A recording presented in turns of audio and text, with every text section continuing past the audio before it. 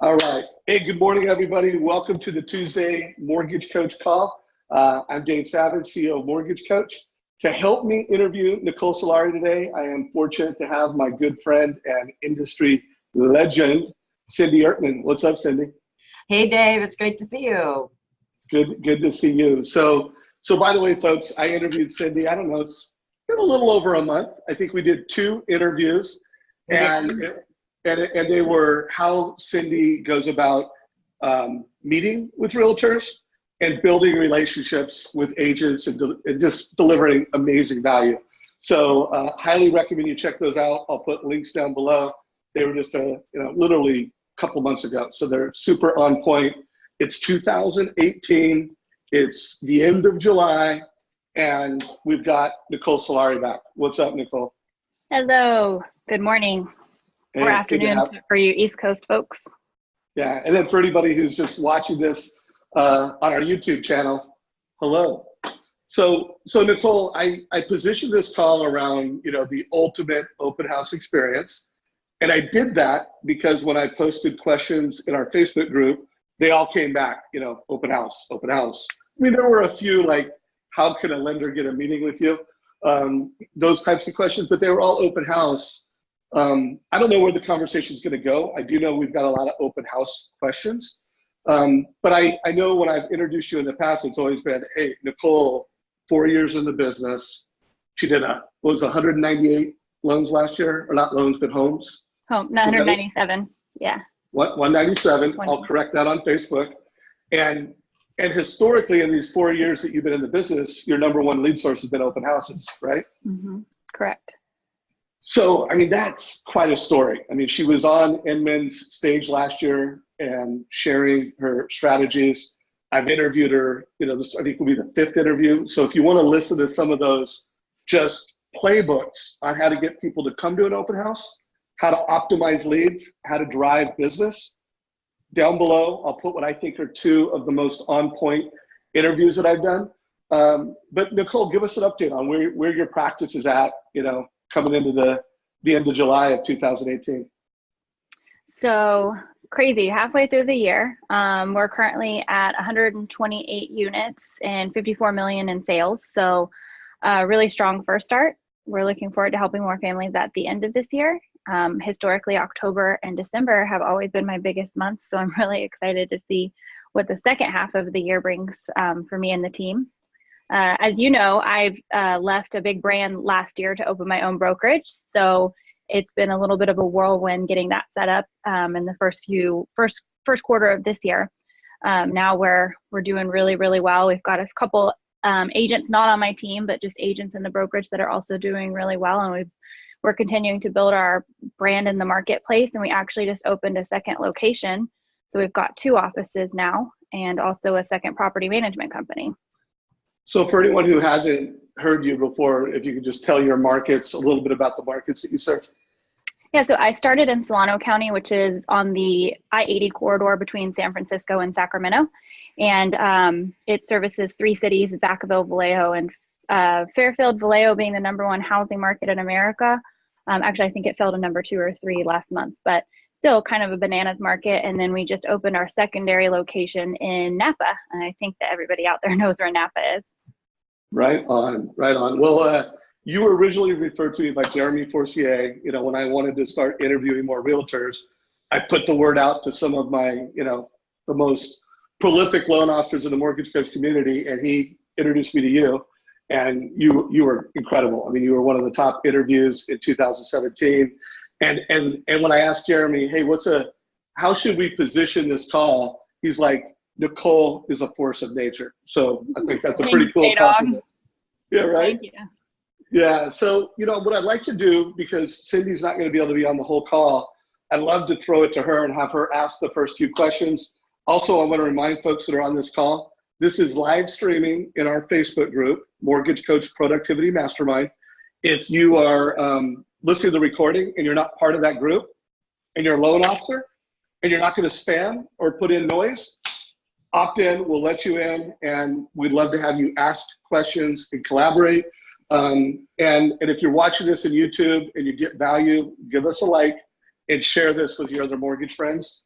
And by the way, Nicole, while you're talking to loan officers, a lot of loan officers will use this to better partner with their agents. So kind of be intentional around we're doing a call to help loan officers add more value to agents and help agents and loan officers work better together. Is that cool? Got it. Cindy, first questions. Well, first of all, Nicole, I was really intrigued when I started doing some research around you and when Dave reached out to me about what questions I might have for you, because candidly, my whole mortgage practice has been made up of realtor referrals for the last 30 years. And being a top producer within the country for so many years, I was really intrigued by you having the ability to get so many leads through open houses. So the first question I would have is, walk us through your process of, obviously there's a setup factor to you getting people to actually come to the open house.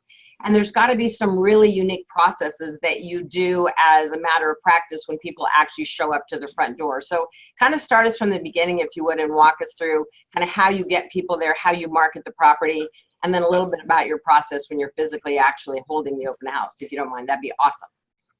Yeah, sure. So when I first started in the business, I was doing 5, 6, 7, 8 open houses a week. So I had strategies around the different types of open houses that I was doing. You've got your standard open houses, which is your Saturday, Sunday, 11 to 2, 1 to 4. Those I think everybody knows how to do. Some of the more fun open houses that I did were things like Wacky Wednesday. So here in our market during the school year, kids get out of school early release on Wednesdays. So it's a great opportunity to capture people, nannies, parents picking their kids up, especially if you have a listing that you can hold open right around the corner from a local school.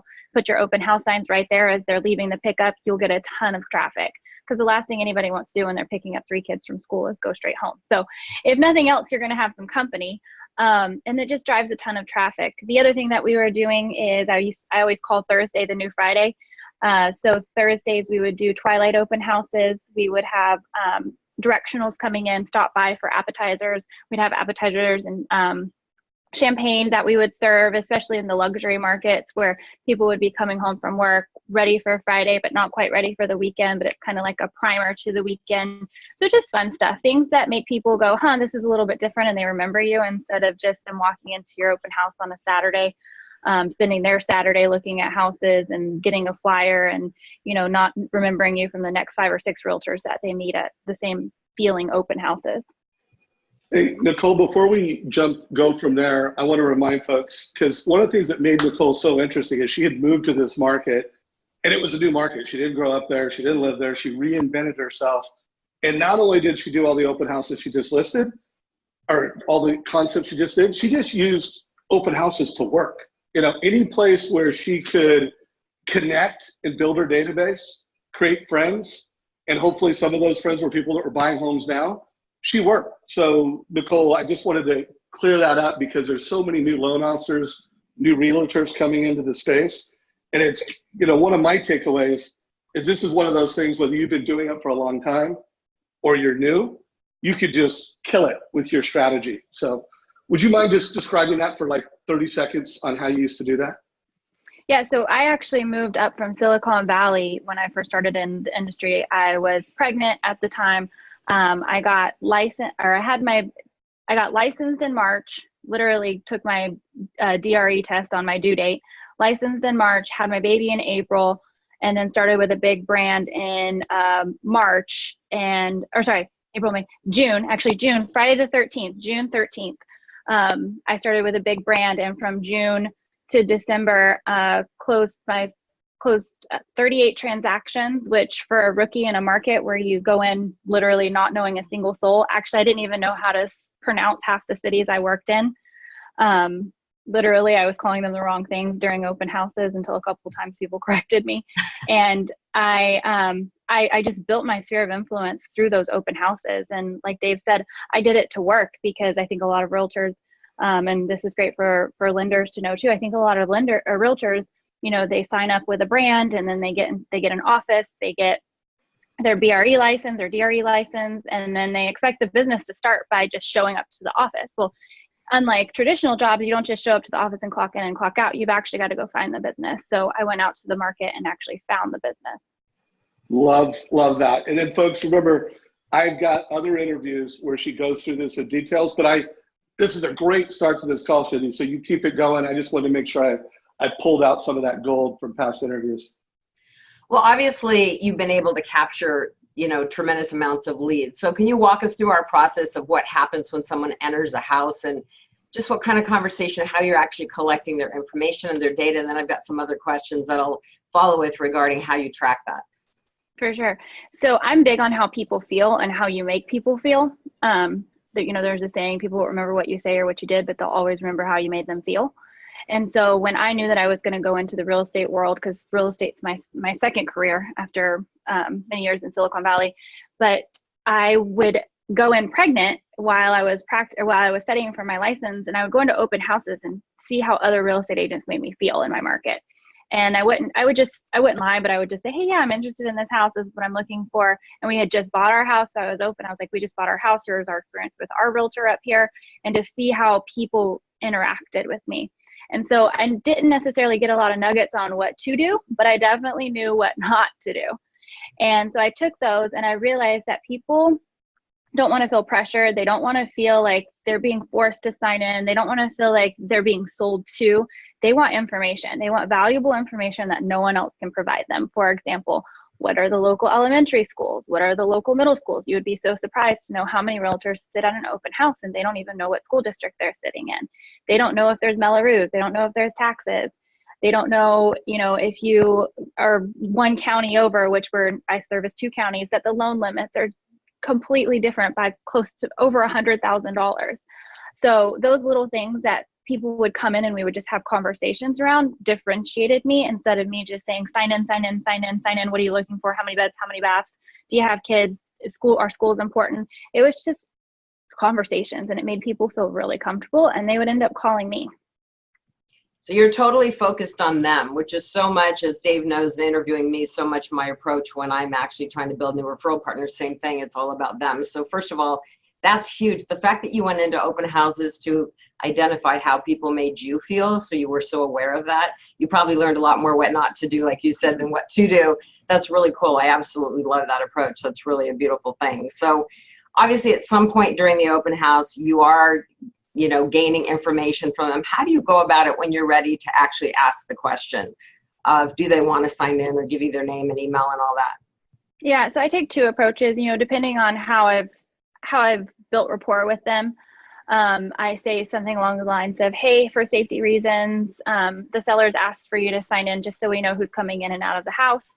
Or I'll use the approach of, hey, just so you know, this is a brand new listing and the seller is really excited to sell this home. I need them to know that I'm doing my job. If you could just put your contact information down so that they can see that you actually came through, and they know that I'm working really hard to sell their house for them.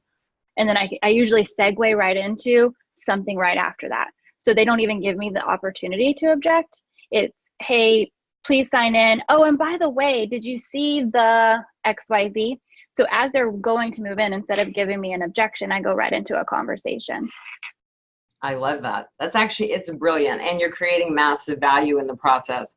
So once you actually get contact information, because that's the other thing, and I hear realtors say to me all the time, I'm horrible at following up on leads from open houses. And most people, and I find actually to some degree, lenders tend to be better at tracking things than I found some of the realtor partners that I've worked with over the years. So tell us about, like, once you leave that open house, what kind of tracking system do you use, and how do you stay in touch with them after that? Because you've obviously converted so many of these people into buyers, because you don't even have time right now to do open houses because you have so many leads from your open houses, which is a pretty great problem to have, I'd say. It really is. Lucky, I guess. So I'll take it back to when I first started, because now I have a pretty fancy CRM that has drip systems and automated follow-ups, but I didn't always have that. So taking it back 4 years ago, I would have everyone sign in. And then the second that my open house was done, I know everybody's really, really anxious after a 3-4 hour open house to get out of there, grab their signs and go grab a cocktail or a burrito or whatever. But I would sit at the open house and I would go through my open house list and I would take notes. Blue shirt, had 3 kids, needs somewhere for their dogs. And then I would send them a personalized email. Even if it was 30 people that came through my open house, I would sit there at the open house and send 30 personalized emails to say, hey, Joe, it was really nice to meet you and your wife, Sue. I'm I understand that you've got, 4 large huskies, backyard's important. Obviously this backyard here wasn't a fit for you, but here's 3 more listings in the neighborhood that you described that you want to live where I think it could work for you. Let me know if you want to go out tomorrow and see these. And I would also text them, hey, I just sent you an email. Let me know if you got it.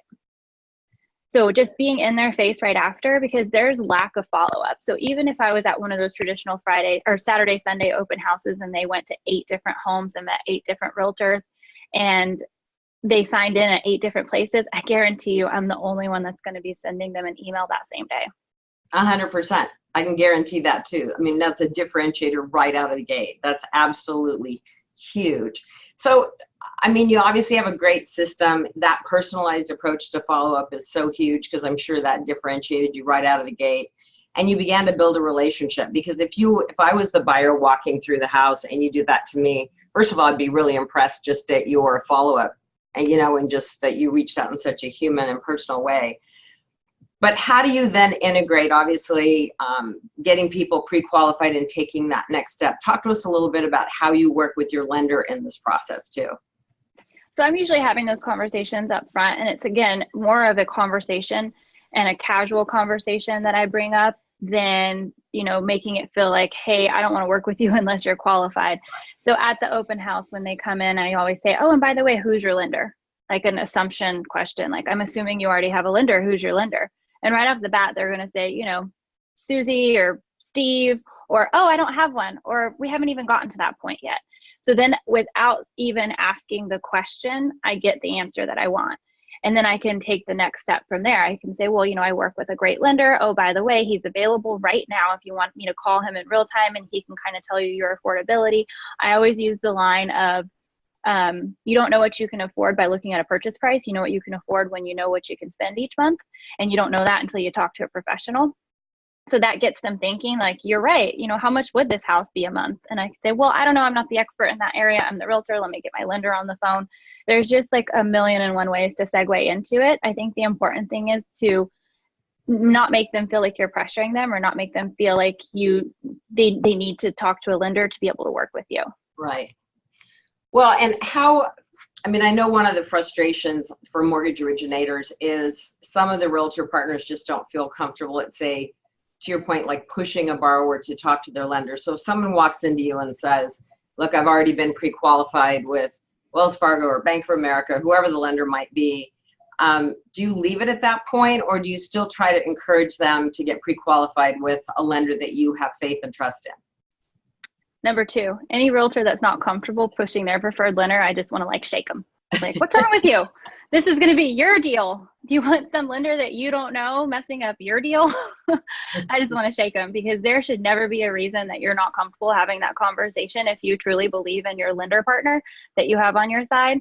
And, you can push them and they can still go with the lender that they came pre-approved with, whether it's an internet lender or a local bank or their credit union. And I'm not saying those guys do a bad job, but I always know that, like, for example, Jeremy, I know how Jeremy works and Jeremy knows how I work.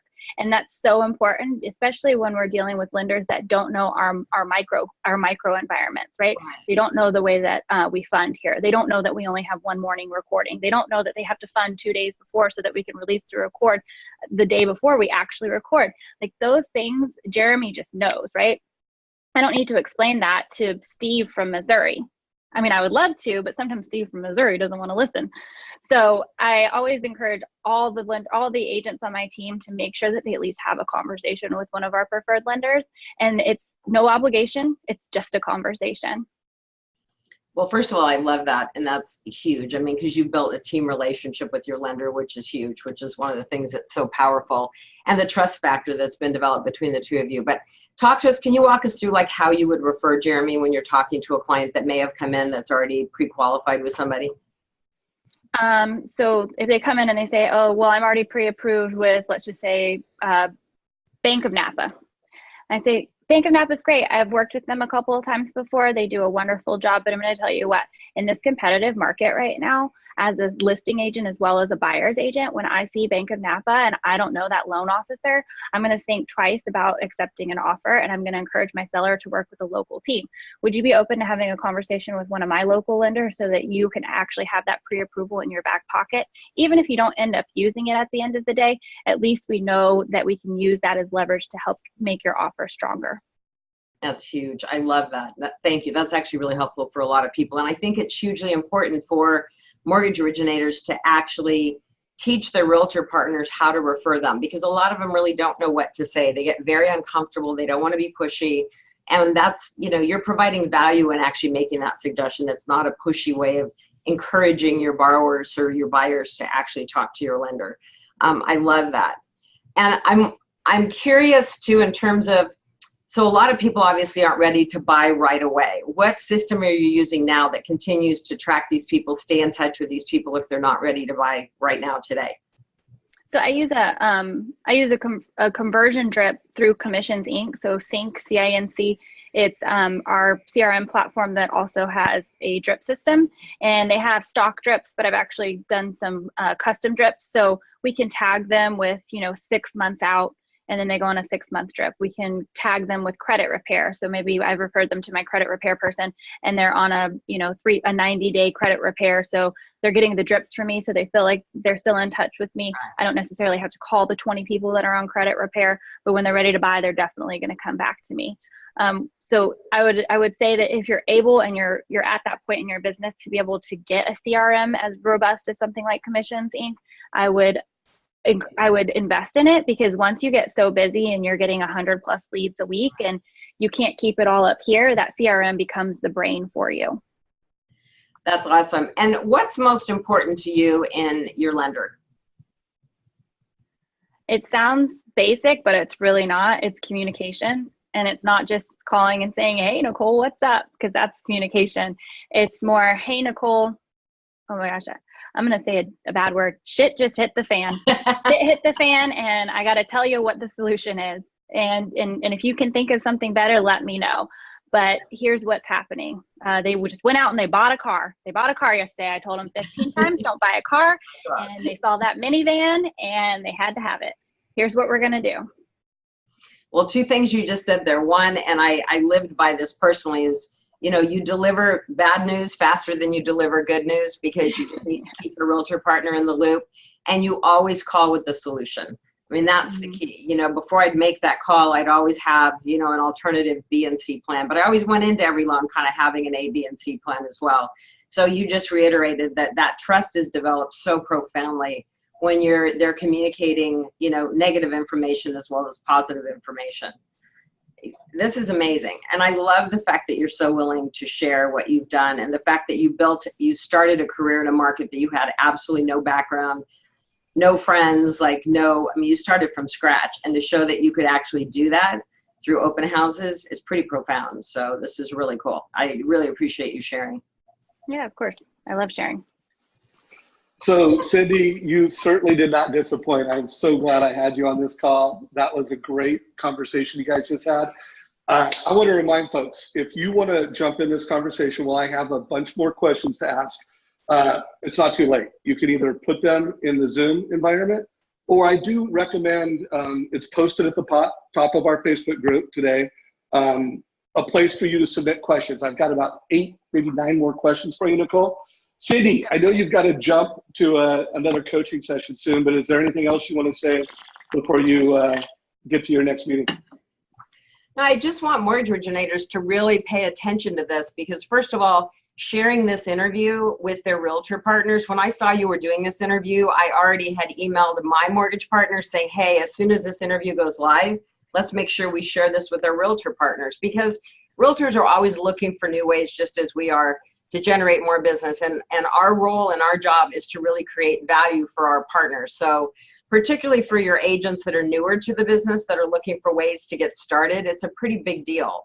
So I would just encourage people to, it's one of the things I love about your platform, Dave. And going into this next call that I'm doing, which will have 35 loan originators on it, the first thing I'm going to do is talk to them about this call and how they have to join your community and share this call with their real estate community. And that's the beauty of, you know, sharing of information and helping each other be the best that we can be. And Nicole, I want to thank you for being so willing to share and allowing me to ask you some questions that were on my mind this morning. And as always, Dave, thank you for having me. Greatly appreciate it. Take care. On. Take care, Cindy. I really appreciate it. Bye. So one homework assignment for everybody, and then also a reminder, we have a lead conversion playbook that goes through all of the best practices of lead conversion. And the first two strategies, there's 3 principles, 12 strategies. The first 2 are, how are you getting referred to by your agent? And does your agent know how you're unique and why you're valuable? So if you haven't done that playbook, I recommend you check out strategy 1 and 2. There'll be a link to it down below because Nicole crushed that. Also, when I interviewed Jeremy Forcier, it's probably one of the most viewed interviews I've done. And I asked him, you know, what are the questions you ask when you meet with realtors? It's funny, Nicole, you said, hey, my number one thing is communication.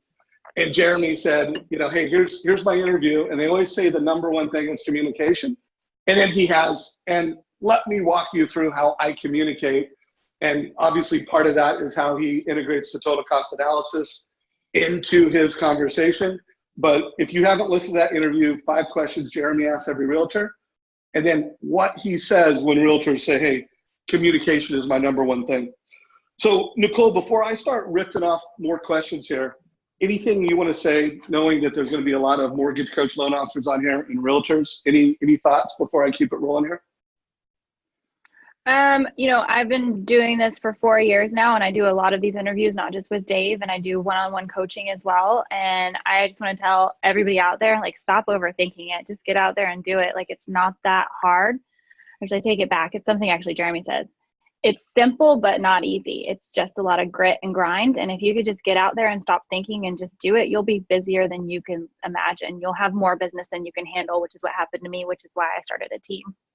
Love it. Well, let's make sure we save the last 10 minutes, Nicole. I'm going to do some more open house stuff. And then the last 2 minutes, you had, you know, we were prepping for this. You're saying, hey, I'm not doing as many open houses right now because, and I want to make sure we talk about that. So Stephen Hopkins, we've answered your question about what technology she's using. Kelly Zitlow, I think we've answered your question. Ben Anderson asked a question around how are you getting people to come to your open houses? And I know you've answered this in more detail, so I'll put it, again, link down below for like a whole interview dedicated to this. But if you could just kind of rip off what you consider to be some of the most important things to make sure people show up for the open house. Yeah, so it depends on where your open house is. Directionals are huge. You know, sometimes I would put out 15 different signs, you know, especially if you have a house where you can get to it, where our market is, we're on an 80 corridor, so you can get to it usually between multiple exits. I mean, I'd pay somebody $20 to put out 15 signs for me. I started paying people after I almost died a couple times. And that's huge. I mean, if people just see the sign, they usually follow it. I know I do too. If I see a sign and I see somebody's name on it, then I'm like, hey, I haven't talked to that realtor in a while. I'm going to go see what's up. Like I'm inclined to follow the directionals as well. If you're in a more remote area, more spread out area, target marketing. So doing Facebook ads is huge. You know, making sure that you're targeting the people who are looking in that area and putting that open house in front of them, and blasting your database. Once you have a robust database, so my database is about 400 quality people. I just say, hey friends, I'm doing it, especially now that I'm not doing them as often because you don't want them getting bombarded. But hey friends, I'm doing an open house this weekend. If you know anyone looking for a home in your community, and I'll target them because I've got them tags with this school district or that school district. If anyone in your community, send them my way. Maybe this isn't the house for them, but you know how I work. So I would love to have your referral. So those are probably the top 3 ways that we drive traffic. So it would be directionals, advertising, and your database. And just going from past interviews, door knocking, you know, 10 doors in each direction. Huge. Especially for you, whether you're a new realtor or a new loan officer, imagine if you did, you know, 3+ open houses a week. Imagine if you door knocked, you know, 10 doors on each direction and across the street. Think about how good you would get. You know, think about how good you'd get at having the conversation. And by the way, regardless of how much business you do, think about how good you'll feel about yourself. Like, I'm getting after it. So listen to those other interviews, and especially if you're new in the business, or let's say you're not hitting your goals, get after it. Do 3+ open houses, door knock in every direction, and make it happen.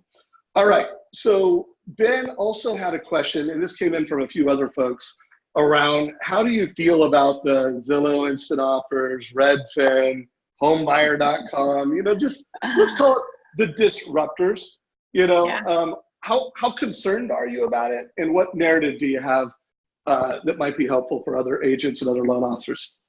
Yeah, no, I actually think it's great. I think that there's enough room and enough business and enough type of buyers and sellers to go around. I think that being a buyer's agent is going to be more prevalent because these instant offers or the Redfin, 1% fee, home buyer will buy for 90% of fair market value. Those are targeted towards sellers, right? So if you have a database full of buyers, they're still paying a commission. That whole $20 a door to show a house, that concept will never work. There's realtors out there that know that they can provide way more value than just opening a door, or consumers, the new consumer lockbox method. Sellers aren't going to go for that. Traditional sellers, I have sellers that won't even let me put a realtor lockbox on their house, let alone letting consumers come straight into their house. So I think it's good. There's a niche market for it, but I don't think it's going to replace us. I think that it might weed out some of the people who maybe this business wasn't cut out for in the first place, but people like me and people on the call and their realtor partners, I think that we're going to be here to stay, and consumers are going to see our value more than ever thanks to these new products and these new companies. Yeah, and I agree. Well, and by the way, your value. I mean, you are delivering this great experience, the Jeremys, the top producers that are really delivering value, not, loan officers taking apps, quoting rates, keeping promises. There's a lot of lenders that could do that. Delivering a total cost analysis, being an advisor, actually helping a family get their offer accepted. Listen to that interview I did with Tim Braheen. Link down below, his perfect loan process, and how not only is the buyer getting a total cost analysis, but now he's creating a video that's a story about that buyer that makes the seller go, wow, this offer really stands out. Which, by the way, I'm going to skip to other questions. Josh Metal had asked a question around what are you doing to help, when you're on the buy side, get offers to stand out so that your buyers have the best possible opportunity to get accepted. What are some of the tactics, strategies that you're doing and that you're pushing your lender partners to do? Okay, I'm going to throw some really, really solid nuggets out here. So the first one, I do a lot of VA. We're here at Travis Air Force Base. So VA scares a lot of sellers, which it shouldn't, because I love VA. I love the appraisal process. I love that it's cut and dry. I love that, you could do Tidewater. I wish we could do Tidewater on all types of loans. That would be amazing. So what I do is I put together not only a resume for my buyer, but a resume for my lender, a resume for myself. And it's not a long drawn out thing. And this is in addition to the buyer's letter, especially if it's owner occupied, family to family, VA to VA for sure. You can look up in tax records if there's currently a VA loan or what type of loan there is on it. This works for FHA too. If you could tug on their heartstrings a little bit to remember an FHA home buyer being their first home buying experience, and write for a first time home buyer a letter that really talks to that seller. So targeting the seller, looking up the seller, I'll even Facebook stalk the seller, say, hey, look, this is their personality. We should redo the letter to talk about this. They have kids too. Let's really talk about your kids. They have pets. Let's put a dog resume in there. We've done dog resumes. So letting them know who the buyer is, not just on, we call it the residential purchase agreement, the California RPA. You can't tell a story with the RPA. You can tell a story of who the buyer is with those resumes and those letters and pictures, and then also who I am and how I work and what their expectations should be from me, that I close on time, that I've had, 98% acceptance rate and, 100% close rate this year. My lender, who he is and how he works, and how he can underwrite people ahead of time so that they can close in 17 days instead of 30 days, that we have no loan contingency going in. We only have an appraisal contingency. All of those things are going to make our offer stand out, and we tidy it together in a nice, neat package, and we send it over as one PDF so that the realtor on the other side can just print it, because believe it or not, guys, realtors are lazy. So if you can make the other agent's job easier, they're going to love you even more. Also on VA, what I do is I offer to credit up to $1,000 in any VA required pest work that could come up. Obviously I've seen the house because I'm showing these houses. So I know if I, go show the house and like the roof is falling off and there's eaves hanging down, I'm not going to do that. But I will offer a $1,000 credit. And I tell my buyers too, hey, if your pest inspection comes back clean, you can use that credit towards your funding fee, closing costs, extra home warranty, whatever you want. It's the $1,000 is yours, but let's write it in here as a pest credit.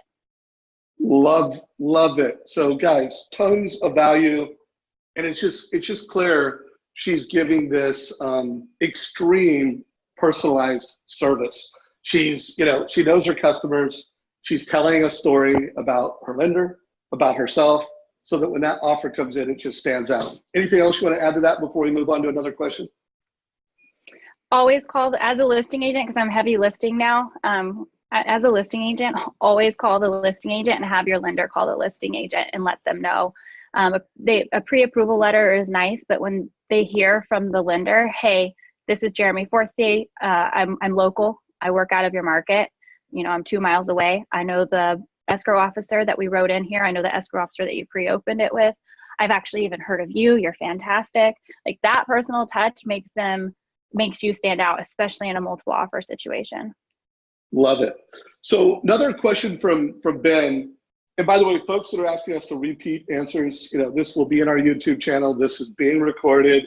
You could go and listen to that because we just got so many questions. I want to keep it rolling and I want to get the most out of Nicole here. But here's how he asked the question. And we kind of already touched it, but I'd really love for you to net this out for other agents. So what are the key ingredients it will take for a realtor to survive in the price compression market we're heading into? So, given all the disruptions happening in the space, if you could just kind of give your rant on for a realtor to crush it in 20 and 20 and beyond, what should they be doing? Well, working hard, grit and grind. I mean, nothing's going to beat working hard. You got to work hard. You got to work smart.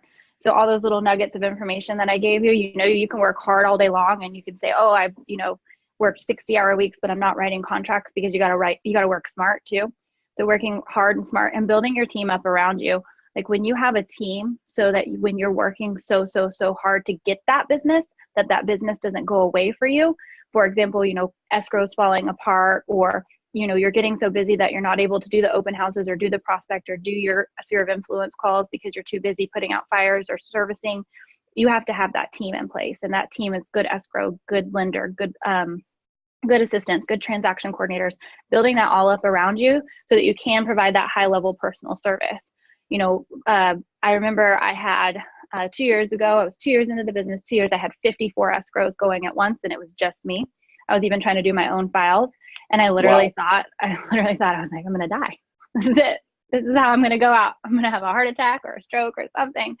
And I was just trying to do it all. And I remember my clients coming to me saying, hey, Nicole, thanks for helping me so far, but you're obviously too busy for me. And it broke my heart because I never wanted anybody to feel like I was too busy for them.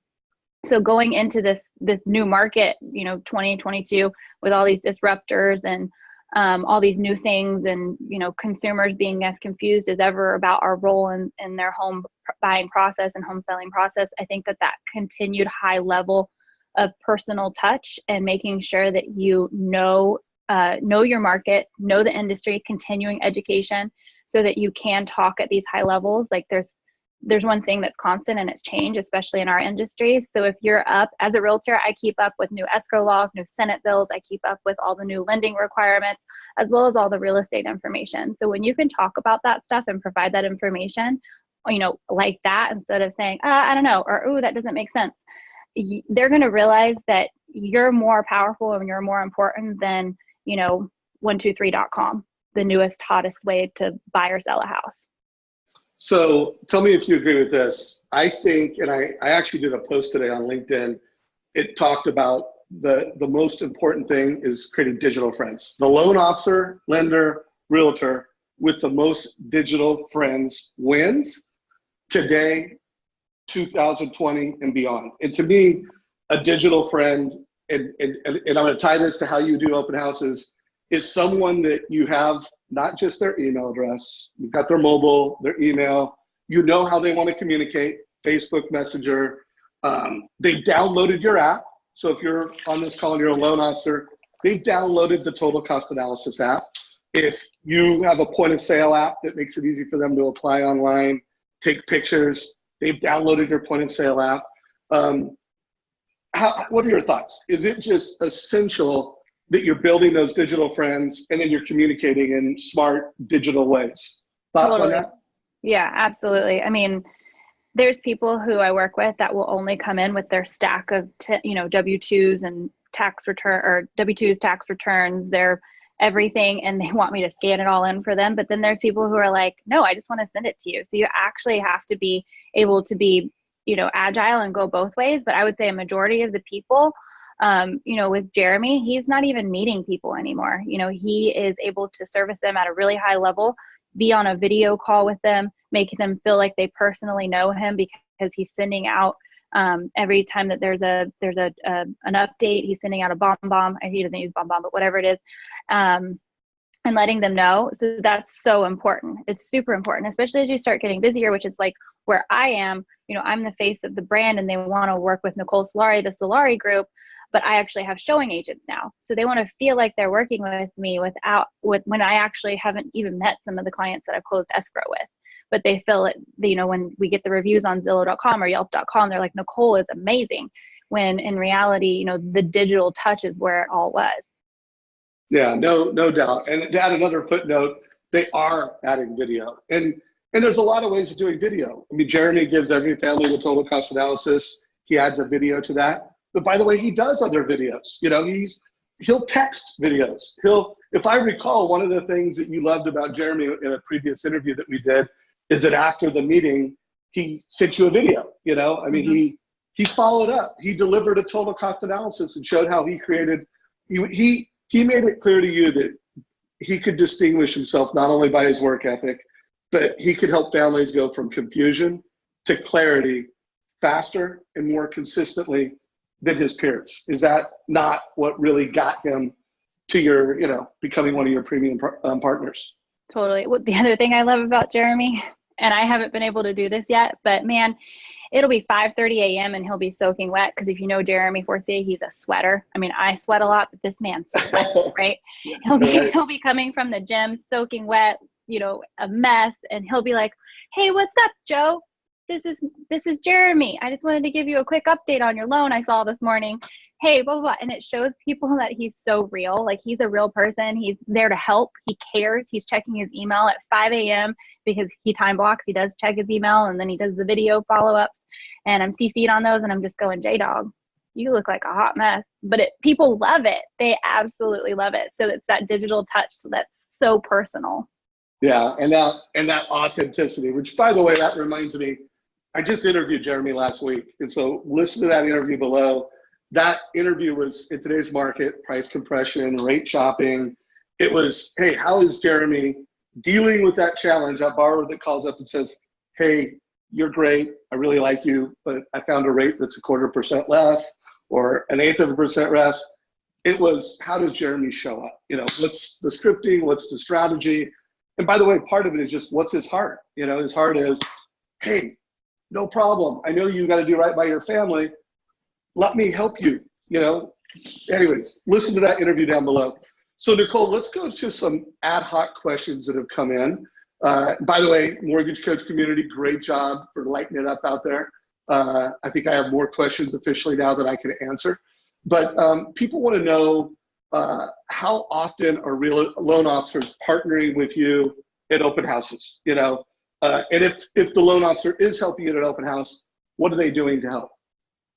Well, I would say 100% of the time, because even if they're not there, they're doing something to add value, whether it's providing the flyers with the rate sheets, whether it's providing the total cost analysis for different scenarios, whether it's actually showing up, or if I'm, I call them my mega open houses for brand new listings. If they're going to actually show up and we do like a catering, it's providing the catering. Even, for example, Jeremy has his marketing person, Jeb, drop off the food ahead of time.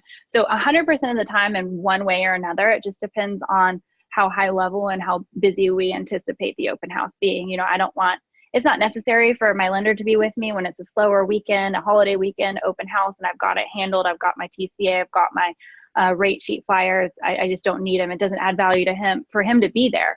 But when he can provide value by being there, when we know it's going to be a slammed open house, you know, he's 100% there. Love it. By the way, when Nicole said TCA, that's total cost analysis. And again, Nicole is all about paperless open houses.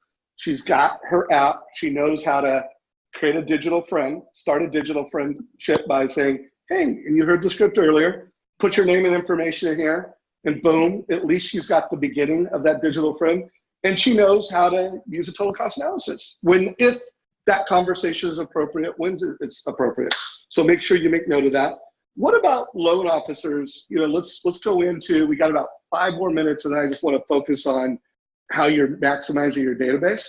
But let's just do one question for loan officers out there that are either going to open houses to win agents, or they're calling on agents. What are some do's and don'ts? Like, don't do this, you know, guys and gals, but do this. Any thoughts for loan officers that are trying to start that conversation? So when going to open houses, do bring food. That's awesome. Candy, anything, beverages. Always bring food. I remember there was this loan officer that would always bring like Hershey's chocolates around. And I know it sounds so simple and easy, but when you've been sitting over 3 hours and 2 people have come in and you're literally like walking around taking videos of yourself, wondering which ones to post, that person walking in with the Hershey's is like a savior. So if nothing else, you've like made a really good first impression. And then, you know, when you get there, again, what I do with consumers that walk in, don't make them feel pressure. Don't make them feel like you're there just to win their business over. You know, hey, I saw your name. I know you're a top producer. I'm here to try to work with you. I like that upfront approach, but don't make it seem awkward. Which actually no one can ever be awkward with me. You can ask Jeremy about that. I'm probably the most awkward person you'll ever meet when it comes to those things. And don't badger with questions. You know, like I always, though, they say, hey, how are you so busy? How are you getting all of this business? I'm like, duh, I'm here right now. What do you think? Well, that's like a, you just answered your own question. Like, I'm here on a Sunday instead of with my family. What, you know, how are you so busy?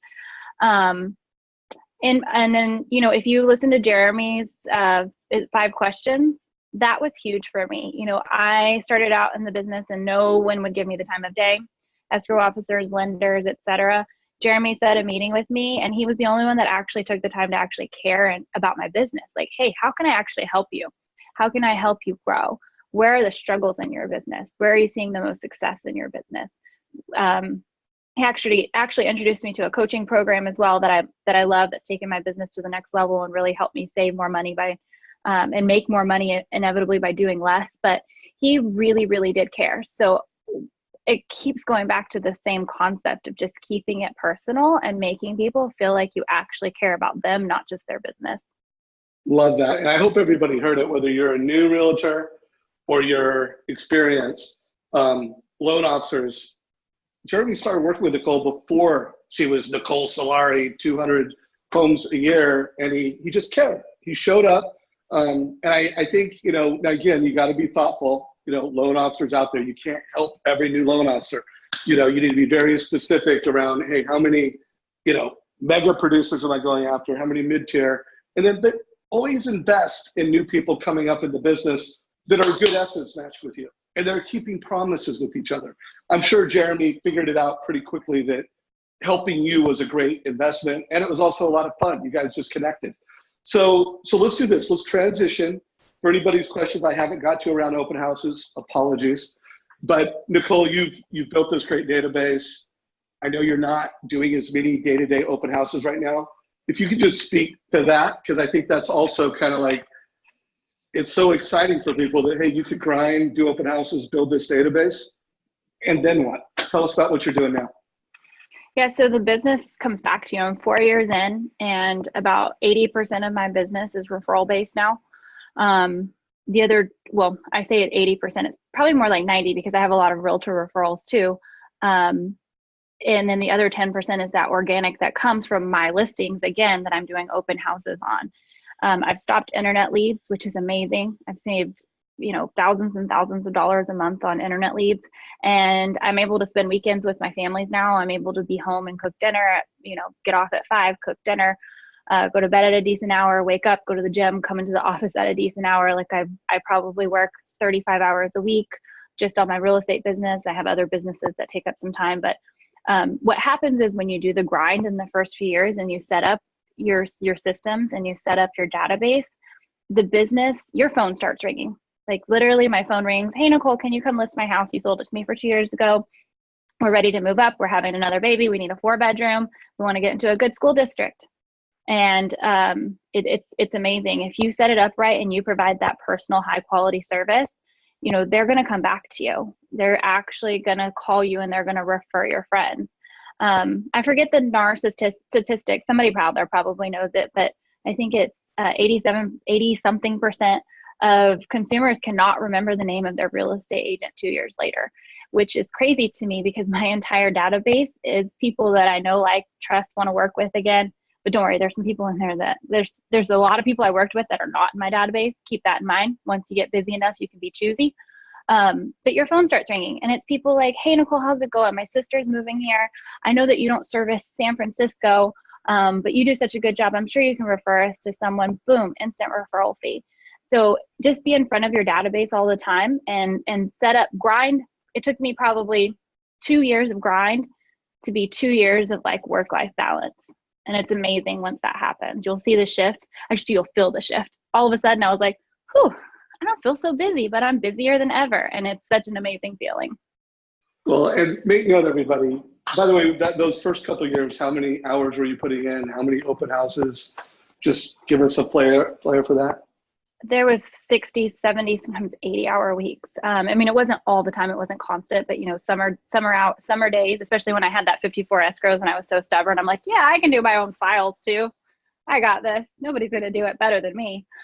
There was definitely 80-hour work weeks sometimes. There was, days that I would leave the house before the kids were awake and not get home until they were asleep. And I wouldn't eat, which I don't recommend. I'm not saying grind like me. This is why I'm doing these interviews so that I can tell people, like, get your systems in place, get your structure in place. Because when I started in the industry, I didn't have something like this. I didn't have Dave doing these mortgage coach interviews where realtors were sharing all their secrets. In fact, I had people telling me, no, I'm not going to share my secrets. Why would I share my secrets just so you can steal them? That's not my mindset. And I want to share with everyone out there so they don't have to do the 80-hour work weeks. Maybe you just have to do the 50, 55-hour work weeks for 2 years. So take the systems and implement them before you get too busy. And I want everybody to think of this metaphor because Nicole did the grind, because when the open house was over, instead of go have a burrito or a drink, she sent a personalized follow-up, because she worked with a loan officer like Jeremy Forcier, and all of her families get a total cost analysis. Because there's all of this quality up front in the experience, now on the back end, it's just working the database, and now it's time for life balance. By the way, it's the mortgage coach community, and one of the reasons why I do these interviews is, one, to get more loan officers using mortgage coach total cost analysis, and then two, there's a lot of loan officers that have it, and they just don't do it for everybody. They wait until they're getting a rate shot to use total cost. Could you, as a realtor who has a loan officer like Jeremy that gives everybody a TCA, total cost analysis, could you just speak to the community about what you like about a total cost analysis and why loan officers should, deliver it consistently? Yeah, well, I'm going to tell you what, Jeremy rarely gets rate shopped. In fact, he gives rates through the TCA, and people are so enamored with the sleekness of it, the easy to read, how he delivers it, the video follow-up that's at the bottom of the TCA. They don't go and shop rates because they realize that Jeremy just put together so many scenarios. He worked really hard, which, by the way, it's not that hard. You just plug and play. But he worked really hard to find the right solution for them. They're not going to go shop it with their local bank or, the lender in, middle America that, works out of a call center and doesn't actually do anything that their sister used and had a horrible experience with. They're not doing that because they've already decided that Jeremy is their person. So I don't know why everybody wouldn't do a TCA for every person that they meet. Like, doing for your mom, doing for your sister. Say, hey mom, you've lived here for 20 years. You've got 100% equity. Why don't we sell this and put you into a condo? Like it's like a party trick. You should use it as a party trick. No, I love that. I love that. And then I think another thing that a lot of people don't get and a lot of agents don't get is that it creates this clarity around urgency. If it's a renter that's saying I should buy, it's like you're selling the emotion in the home and the lifestyle, and Jeremy is making it clear what is the net worth and the benefit and the financials of owning versus renting. Or it's someone who's moving up. Should I buy now or should I wait a year? Jeremy's making that clear. Could you speak to the value of that clarity for you as an agent? Yeah, I mean, it's bottom line. It's the same thing that I said earlier in the interview. You know, your affordability factor is not the purchase price. It's what you're comfortable with each month. It's what you feel comfortable writing a check to a mortgage broker or a bank to every single month. You know, it's not that purchase price. And until you completely understand what your PITI is, I'm not gonna go show you homes. You know, I'm not gonna sit here and waste your time for you to be shocked. In fact, you're actually probably gonna be surprised. Another thing that I use the TCA for is to actually refer Jeremy business. So he's inclined to refer me business back. You know, I talk to people all the time and they're like, yeah, I've lived in my home for 20 years. I don't want to move. I love my home. And I say, well, that's interesting. You know, what's your mortgage payment? And they tell me, and I'm so shocked because, you know, 20 years ago, the interest rates were just totally bananas. So I show them a TCA and I said, let me get you hooked up with my lender to get you done, you know, streamline refi. Super easy. It'll save you this much money per month. So then I can refer them to Jeremy. So then when Jeremy is out there getting pre-approved buyers, he's going to be more inclined to, you know, refer them to me because I gave him 3 refis last month. Love it. And by the way, another great strategy, folks, before we wrap this up, is move up. You know, like Nicole, think of some buyers or some people in homes where you just kind of know that, hey, they're within a year or two of moving up. Jeremy could do a move up analysis for them and create a listing and create a buyer. And so for all you agents watching this, you know, ask your loan officer, hey, I've got, you know, out of my hundreds of people that I've helped, here's 2 or 3 that I think are likely to move up. Could you help make it clear for them? And by the way, if they do the TCA and they're like, nah, well, you delivered a service. You helped that family make an educated decision. Should I move up now or should I wait? But by the way, if you do enough of those, you're going to create some double-ended deals. You're going to create some listings and some sales. So Nicole, you are awesome. You were, you know, just an amazing person to interview. Love your authenticity. Love all your ideas and strategies. Remember, folks, if you got value from this, please like it, whether it's in Facebook or YouTube. Like it and share it with your mortgage friends. Share it with your realtors. Nicole, any last words before we wrap up today's call? No, I'm gonna go grind. Go get it done. Y'all. Take it easy, everybody. Great call. Really loved it. See you, Nicole. Bye. Bye.